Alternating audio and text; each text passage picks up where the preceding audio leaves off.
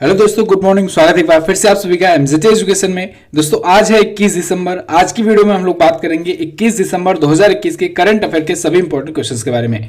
पूरी वीडियो ध्यान से देखिएगा, पूरी वीडियो डिटेल में आपको समझाई गई है। अगर वीडियो पसंद आए तो वीडियो को लाइक और शेयर जरूर कर देना। चैनल पर नए आए हो चैनल को सब्सक्राइब कर लो, बेल आइकन को प्रेस कर लो, जिससे आने वाली वीडियोज का नोटिफिकेशन भी आपको मिलता रहे।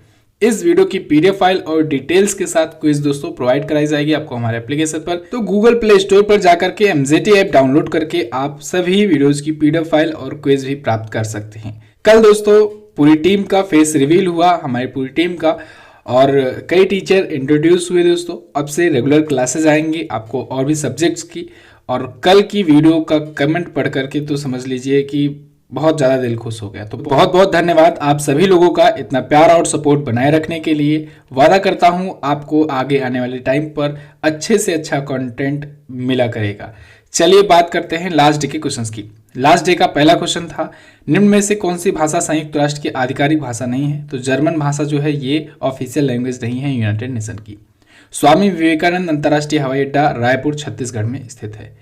इन दोनों क्वेश्चंस के बारे में कई लोगों ने डिटेल्स के साथ आंसर किया था। आप सभी लोग डिटेल्स के साथ जरूर कोशिश किया करो आंसर करने की। चलिए बात करते हैं पहले क्वेश्चन की आज के दिन की। हाल ही में अंतर्राष्ट्रीय मानव एकता दिवस कब मनाया गया? तो ये दोस्तों 20 दिसंबर को मनाया गया अंतर्राष्ट्रीय मानव एकता दिवस। दुनिया भर के लोगों में, खास करके जो देश हैं, देशों के बीच में आपस में एकजुटता बनाए रखने के लिए, मानव एकता जिससे बढ़ी रहे, जिससे कोई विश्व युद्ध जैसी स्थिति दोबारा से ना आए, तो ऐसी यूनिटी, ऐसी एकता बनाए रखने के लिए ये दिवस मनाया जाता है। 22 दिसंबर 2005 को सबसे पहले यूनाइटेड नेशन की जनरल असेंबली ने इसकी घोषणा की थी। इसके बाद से ये रेगुलर तरीके से मनाया जाना शुरू हुआ। हालांकि एक बार बात 2002 में भी उठी थी इसकी, ठीक है, लेकिन ऑफिशियल रूप से मान्यता दी गई 2005 की बात से। तो दुनिया भर के लोगों के बीच शांति, भाईचारा, प्यार, सौहार्द और एकता के संदेश को प्रसारित करने के लिए यह दिवस मनाया जाता है। अब दिसंबर मंथ का दिवस आया है, क्विकली रिवीजन आज कर लेते हैं, काफी दिन हो गए हैं। तो 1 दिसंबर को विश्व एड्स दिवस मनाया गया।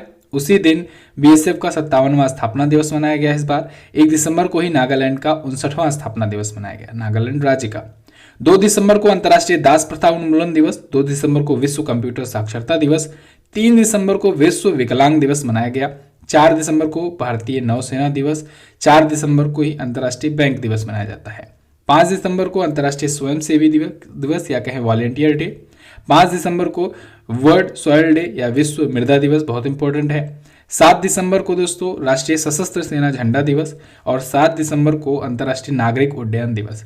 8 दिसंबर को सार्क का चार्टर दिवस मनाया जाता है। सार्क जो संगठन है वो उसका चार्टर आया था इस दिन। 10 दिसंबर को अंतर्राष्ट्रीय मानव अधिकार दिवस, बहुत इंपॉर्टेंट है ये भी। 11 दिसंबर अंतर्राष्ट्रीय पर्वत दिवस। 14 दिसंबर राष्ट्रीय ऊर्जा संरक्षण दिवस। और 16 दिसंबर 50वां विजय दिवस 1971 युद्ध विजय की याद में। 18 दिसंबर मोस्ट इंपॉर्टेंट अंतर्राष्ट्रीय प्रवासी दिवस। और 19 दिसंबर गोवा मुक्ति दिवस। ये सभी इंपॉर्टेंट डेज थे अभी तक दिसंबर मंथ में जो आए हुए हैं। चलिए अब बात करते हैं अगले क्वेश्चन की। किस राज्य ने खेल नर्सरी योजना 2022-23 शुरू की? तो अभी हाल ही में हरियाणा राज्य ने घोषणा की है कि वो खेल नर्सरी योजना लाएगी 2022-23 सत्र के लिए। ये खेल नर्सरी योजना क्या होगी? इसके तहत जो नर्सरी स्कूल्स में जो पढ़ने वाले छात्र हैं उनको खेलों से जोड़ा जाएगा, उनके प्रति खेल की भावना को बढ़ाया जाएगा, जिससे आगे चल करके ओलंपिक्स, कॉमनवेल्थ, एशियन गेम्स जैसे गेम्स में वो मेडल ला सके भारत के लिए। वैसे भी हरियाणा दोस्तों अग्रणी राज्य है भारत में मेडल दिलाने में। किसी भी राज्य की अपेक्षा सबसे ज़्यादा मेडल आप देखते हो हरियाणा से ही आते हैं। तो इसको और ज़्यादा बढ़ावा देने के लिए और ख़ास करके बच्चों के स्तर से ही गेम में उनकी रुचि जब बढ़ाई जाएगी तो आगे चल करके वो अच्छा परफॉर्म कर पाएंगे। तो इसी वजह से खेल नर्सरी योजना 2022-23 शुरू की गई है हरियाणा सरकार के द्वारा, ठीक है। अच्छा, अभी आपको याद होगा, अभी मैंने आपको उस दिन बताया हुआ था कि खेलो इंडिया यूथ गेम जो है इसका चौथा वाला जो संस्करण है ये हरियाणा में ही होने वाला है, 2022 में अभी होगा, ठीक है। तीसरा संस्करण गुवाहाटी में हुआ था और दूसरा संस्करण कहाँ पर हुआ था? पुणे महाराष्ट्र में। और पहला संस्करण हुआ था नई दिल्ली में। खेलो इंडिया यूथ गेम जो होता है, खेलो इंडिया यूथ गेम, ठीक है, इसके तहत भी यही किया जाता है कि राष्ट्रीय स्तर पर टूर्नामेंट होता है और उसमें खिलाड़ियों को निखारा जाता है एक प्रकार से। जो उसमें मेडल्स लाते हैं उनको 5 साल तक 8 साल तक 5-5 लाख रुपए दिए जाते हैं, ठीक है, जिससे वो उनकी ट्रेनिंग बेहतर तरीके से हो सके। तो खेलो इंडिया यूथ गेम्स में जो मेडल्स पाते हैं उन्हीं को ये मिलता है। तो इसके बाद खेलो इंडिया के बाद खेलो इंडिया यूनिवर्सिटी गेम्स के बारे में मैंने आपको बताया था। खेलो इंडिया यूनिवर्सिटी गेम में क्या होता है कि देखिए इसमें क्या हुआ, खेलो इंडिया यूथ गेम में यूथ जो हुए सभी राज्यों के वो सभी इंक्लूड किए गए। खेलो इंडिया यूनिवर्सिटी गेम में क्या होगा कि यूनिवर्सिटीज के बीच में गेम कराया जाएगा। तो इसका पहला संस्करण तो हुआ था भुवनेश्वर में और दूसरा संस्करण हुआ कर्नाटक में, ठीक है। तो ये 2 संस्करण अभी तक हुए हैं। एक अभी मैंने आपको बताया खेलो इंडिया हॉकी का भी शुरू हो चुका है, हॉकी यूथ इंडिया गेम। तो हॉकी के लिए मतलब हॉकी वाली टीम में भी अब यूथ को लिया जाएगा, तो उसका पहला संस्करण अभी होने जा रहा है नई दिल्ली में, ठीक है। तो ये आपको याद रखना है, उसका अभी पहला संस्करण हुआ है। बाय द वे हॉकी में दोस्तों इंडिया की पुरुष टीम ने, मेंस टीम ने ब्रॉन्ज मेडल लाया हुआ था इस बार ओलंपिक में, ये भी आप याद रखेंगे। और हॉकी टीम जो पुरुष और महिला दोनों की है, दोनों को स्पॉन्सर कर रहा है उड़ीसा अगले 10 सालों तक। फिलहाल हरियाणा के बारे में बात करते हैं। मैप में देखेंगे आप हरियाणा है कहाँ पर, यहाँ पर रहा हरियाणा। हरियाणा अपना बॉर्डर दोस्तों उत्तराखंड से भी शेयर करता है, थोड़ा सा शेयर करता है, उत्तर प्रदेश से भी शेयर करता है, हिमाचल प्रदेश से, पंजाब से, राजस्थान से और दिल्ली यूनियन टेरिटरी से भी शेयर करता है। राजधानी है इसकी चंडीगढ़। मनोहर लाल खट्टर जी बीजेपी पार्टी से यहाँ के सीएम हैं। बंडारू दत्तात्रेय यहाँ के गवर्नर और चीफ जस्टिस हैं रविशंकर झा। क्लियर है। सुल्तानपुर नेशनल पार्क दोस्तों बहुत इंपॉर्टेंट है, इसको आप याद रखेंगे। कलेसर नेशनल पार्क भी यहाँ पर है। हरियाणा दोस्तों अभी इसका स्थापना दिवस अभी पिछले महीने मनाया गया था, 1 नवंबर को मैंने आपको बताया था। हरियाणा, पंजाब जैसे 6 राज्यों तक का, कर्नाटक हुआ, आंध्र प्रदेश हुआ, इन सभी का स्थापना दिवस 1 नवंबर को मनाया गया, ठीक है। तो हरियाणा भी उसमें शामिल था। इसके अलावा अभी उत्तम बीज पोर्टल मनोहर लाल खट्टर जी ने लॉन्च किया था, ठीक है। उत्तम बीज पोर्टल वहाँ का इंपॉर्टेंट पोर्टल है। इसके अलावा परिवार पहचान पत्र योजना भी लागू की गई अभी हरियाणा सरकार के द्वारा। और उससे भी पहले एक न्यूज आई थी कि हरियाणा के हिसार हवाई अड्डे का नाम, हिसार एयरपोर्ट का नाम महाराजा अग्रसेन अंतर्राष्ट्रीय हवाई अड्डा कर दिया गया है। तो ये सभी इंपॉर्टेंट पॉइंट है हरियाणा से, इनको आप याद रखेंगे। अगला क्वेश्चन देख लेते हैं। हाल ही में किसने 52 स्टारलिंक उपग्रह लॉन्च किया? तो स्टारलिंक सैटेलाइट कौन लॉन्च कर रहा है? स्पेस एक्स लॉन्च कर रहा है दोस्तों। लगातार आप देख रहे हैं स्टारलिंक सैटेलाइट्स लॉन्च किए जा रहे हैं। इसके बारे में मैंने आपको बहुत ही अच्छे से समझाया हुआ था। एक्चुअली में स्टारलिंक प्रोजेक्ट इसका है क्या है, स्पेस एक्स का। स्पेस एक्स जो एलन मस्क की कंपनी है, जो कि दुनिया के सबसे अमीर व्यक्ति हैं, उनका ये मानना है कि वो भविष्य में जो इंटरनेट है ना, वो ऑप्टिकल फाइबर के माध्यम से ना होकर के वो सैटेलाइट के माध्यम से प्रोवाइड कराएंगे। तो इसके लिए वो क्या कर रहे हैं कि हमारे पृथ्वी के ऊपर अंतरिक्ष में जो निचली ऑर्बिट है, जो लोअर अर्थ ऑर्बिट है, उस पर सैटेलाइट का गुच्छा बना देंगे, जाल बना देंगे, बिल्कुल सैटेलाइट से पूरी तरीके से पृथ्वी को ढक देंगे। इससे क्या होगा, इससे सैटेलाइट के माध्यम से पृथ्वी के कोने कोने तक इंटरनेट पहुंचाया जा सकेगा। अब इससे देखिए 2 फायदे हैं। पहला फायदा तो इनका तो इतना ज़्यादा इन्वेस्टमेंट है इसके लिए कि इसके बाद ये समझ लिए बहुत ही लॉन्ग टर्म के लिए इंटरनेट प्रोवाइड करा सकते हैं आसानी से। दूसरा जो सबसे बड़ा फायदा है वो ये है कि चाहे कोई बड़ा घना जंगल हो, चाहे समुद्र का कोई हिस्सा हो, चाहे कोई द्वीप हो, चाहे कहीं सा भी क्रिटिकल एरिया हो, सभी जगहों तक आसानी से इंटरनेट पहुंच सकता है। अभी क्या होता है, अभी जहां पर टावर लगे होते हैं उसके 3 से 5 किलोमीटर के आसपास की रेंज में ही नेटवर्क पकड़ता है अच्छे से, ठीक है, क्योंकि सैटेलाइट के माध्यम से तो होता नहीं है। टावर होते हैं, बीएससी जो टावर होते हैं, इन्हें बीएससी बोलते हैं, तो बीएससी जो टावर होते हैं उनके माध्यम से पहुंचाया जाता है इंटरनेट, ठीक है। तो उनकी रेंज उतनी ज़्यादा होती नहीं। लेकिन ये जब सैटेलाइट के माध्यम से पहुंचाया जाएगा, और जब सोचो आप 60,000 सैटेलाइट से ढक दिया जाए पृथ्वी को, तब क्या होगा, तब पृथ्वी के कोने कोने तक, चाहे आप आर्कटिक में रहो, चाहे समुद्र के बंगाल की खाड़ी में रहो, चाहे अरब सागर में रहो, चाहे हिंद महासागर में, कहीं पर भी हो आप, वहां पर भी इंटरनेट पहुंच सकेगा। तो कनेक्टिविटी बहुत ही अच्छे से बढ़ेगी। यही सेम ऐसे ही प्रोजेक्ट पर काम कौन कर रहा है? एयरटेल की कंपनी है वनवेव, ठीक है, वनवेव। सुनील भारती मित्तल का उसमें भी काफ़ी ज़्यादा हिस्सा है, हालांकि वो ब्रिटेन में है, ठीक है। तो वनवेव भी ऐसा ही कुछ कर रही है, वो भी सैटेलाइट वगैरह लॉन्च कर रही है। फिलहाल ऐसे ही इसी चरण में इन्होंने 52 और स्टारलिंक उपग्रह लॉन्च किए हुए हैं। अब ऐसा नहीं है कि पहली बार ये 34वां लॉन्च है। इसी के एक हिस्से के रूप में एक बार इन्होंने 143 उपग्रह, 143 सैटेलाइट एक साथ लॉन्च कर दिया था, और ये लॉन्च करके एक वर्ल्ड रिकॉर्ड सेट कर चुके हैं स्पेस एक्स ने इसरो का रिकॉर्ड तोड़ दिया है। इसरो ने 104 सैटेलाइट एक साथ लॉन्च किया था और स्पेस एक्स ने 143 सैटेलाइट एक बार लॉन्च करके, एक साथ इतनी सैटेलाइट लॉन्च करके एक नया वर्ल्ड रिकॉर्ड बना दिया था। ठीक है, तो ये भी आप याद रखेंगे। तो ये 34वां लॉन्च था। ठीक है, 34वां लॉन्च था जिसमें 52 उपग्रह अभी लॉन्च किए गए और फाल्कन 9 रॉकेट से लॉन्च किए गए। देखिए फाल्कन 9 के बारे में भी मैंने आपको बताया था। रॉकेट का काम क्या होता है? रॉकेट का काम होता है कि जैसे यहाँ से सैटेलाइट को उठाओ और ऑर्बिट में जाकर के छोड़ दो।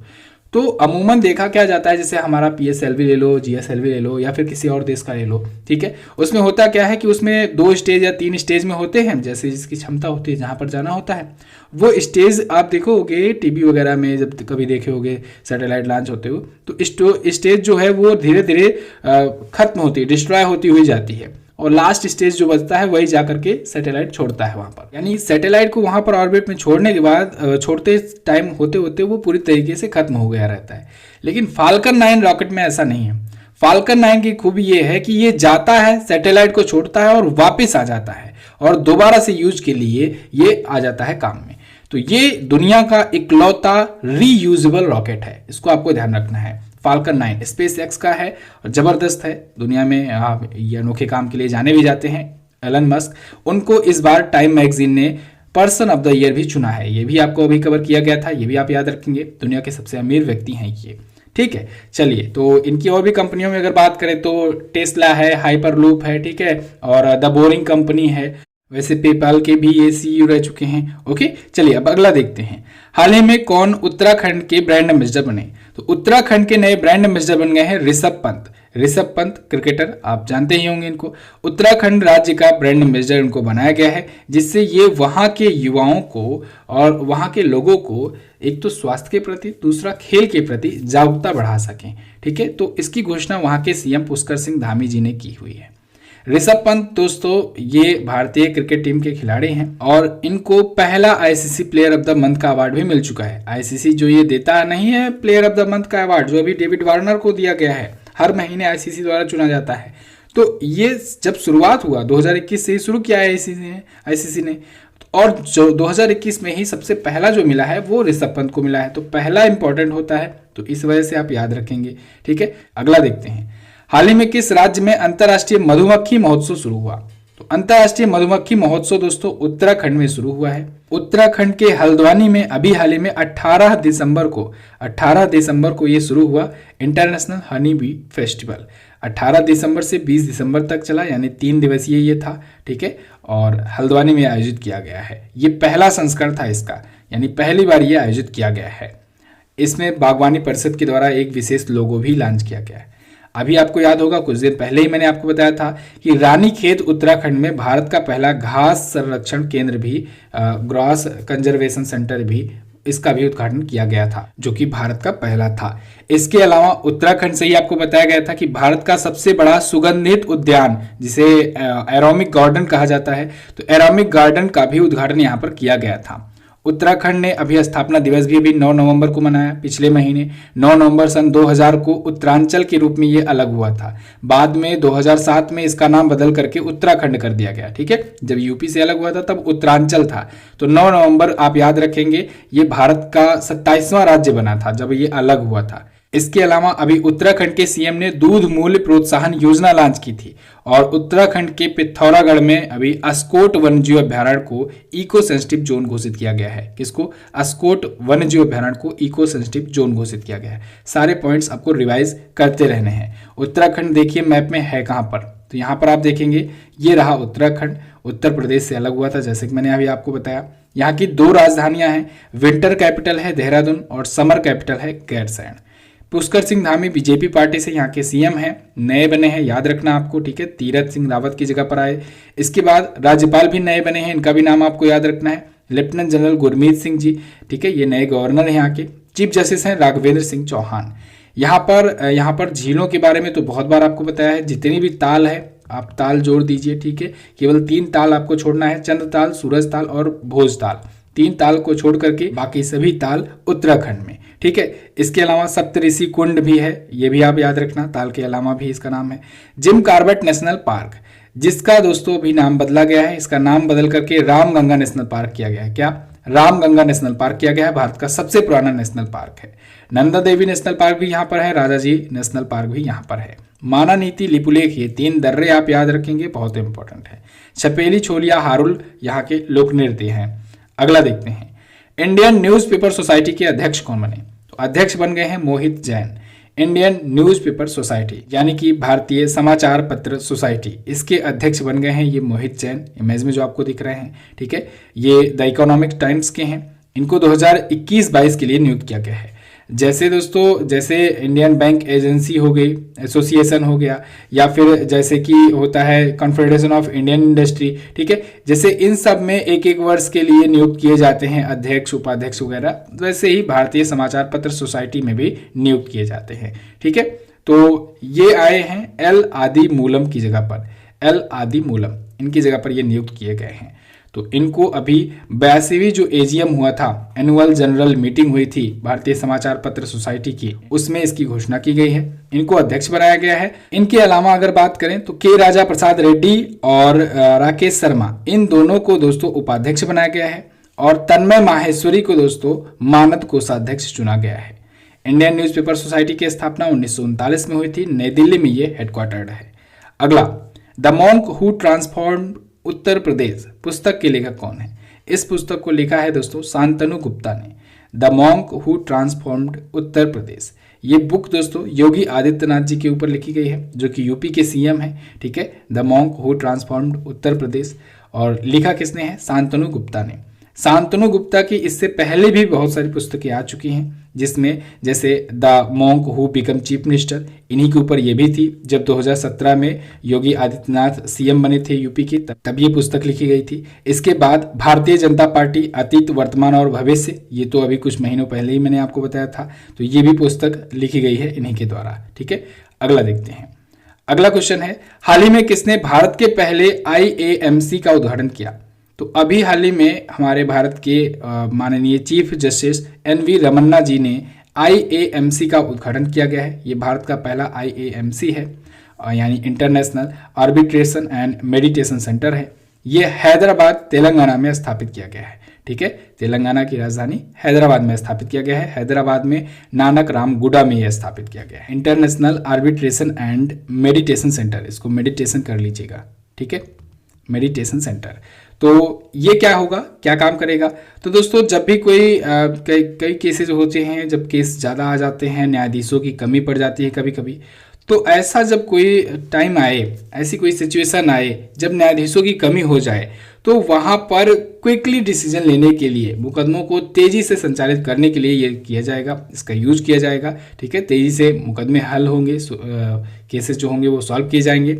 इसमें आम नागरिकों के भी विवादों का निपटारा किया जाएगा, और जो भी कॉमर्शियल होंगे विवाद, उनका भी निपटारा किया जाएगा। तो जस्टिस NV रमन्ना जी ने तेलंगाना के CM के चंद्रशेखर राव जी के साथ मिलकर के ये शुरू किया है। NV रमन्ना जी भारत के 48वें मुख्य न्यायाधीश हैं। अगला क्वेश्चन, हाल ही में ऑस्ट्रिया का चांसलर किसे नियुक्त किया गया? तो ऑस्ट्रिया के नए चांसलर दोस्तों बन गए हैं कार्ल नेहमर। कार्ल नेहमर को नया चांसलर नियुक्त किया गया है ऑस्ट्रिया में। ऑस्ट्रिया के जो प्रेसिडेंट हैं वर्तमान में, अलेक्जेंडर वान डेर बेलेन, इन्होंने नियुक्त किया है कार्ल नेहमर को। कार्ल नेहमर दोस्तों जो है, ये पिछले 2 महीनों में तीसरे चांसलर नियुक्त हुए हैं, ठीक है। अभी अक्टूबर में बात करें तो अलेक्जेंडर सेलेनबर्ग नियुक्त किए गए थे, बनाए गए थे, लेकिन वो हटा दिए गए, और अब फिलहाल कार्ल नेहमर होंगे ऑस्ट्रिया के नए चांसलर। ऑस्ट्रिया है कहाँ पर, चलिए देखते हैं वर्ल्ड मैप में। तो सबसे पहले देखिए भारत, ऑस्ट्रिया क्योंकि एक यूरोपियन कंट्री है, तो आ जाते हैं यूरोपियन कॉन्टिनेंट में। इधर आप आएंगे, सबसे पहले आपको आना है इधर पूछ वाले देश इटली के पास। इसके बाद इधर देखिए, ये रहा ऑस्ट्रिया।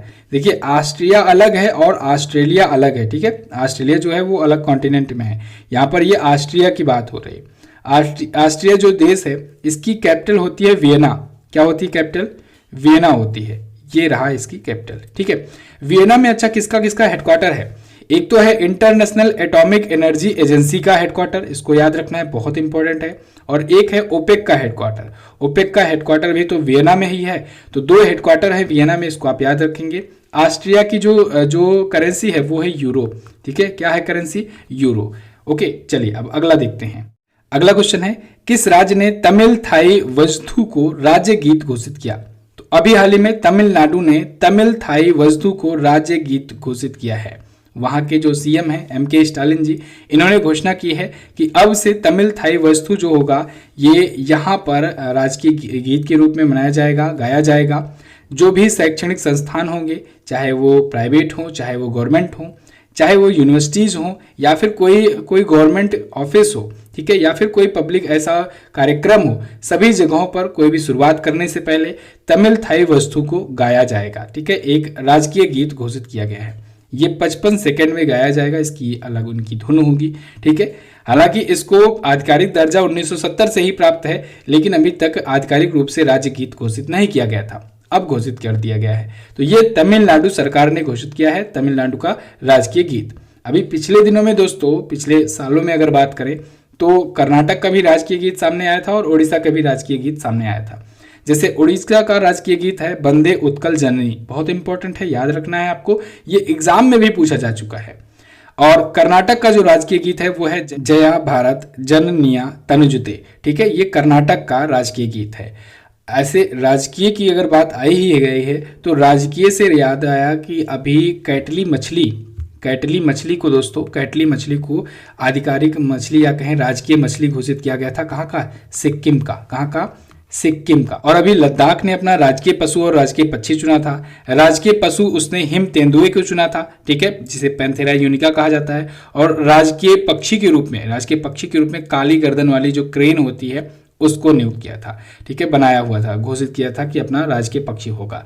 और यही काली गर्दन वाली क्रेन जम्मू कश्मीर का भी राजकीय पक्षी है। जम्मू कश्मीर का राजकीय जो पशु है वो कौन है? कश्मीरी हिरण है वो, जिसे हंगुल भी कहा जाता है। ठीक है, तो बस दोस्तों ये तो थे हमारे आज के दिन के टॉप 10 करंट अफेयर के क्वेश्चन। जैसा कि मैंने आप लोगों से वादा किया हुआ था कि करंट अफेयर की ये जो मॉर्निंग वाली सीरीज होगी इसमें कोई परिवर्तन नहीं किया जाएगा, इसको ऐसे ही आपको 15 से 20 मिनट में प्रोवाइड कराया जाता रहेगा।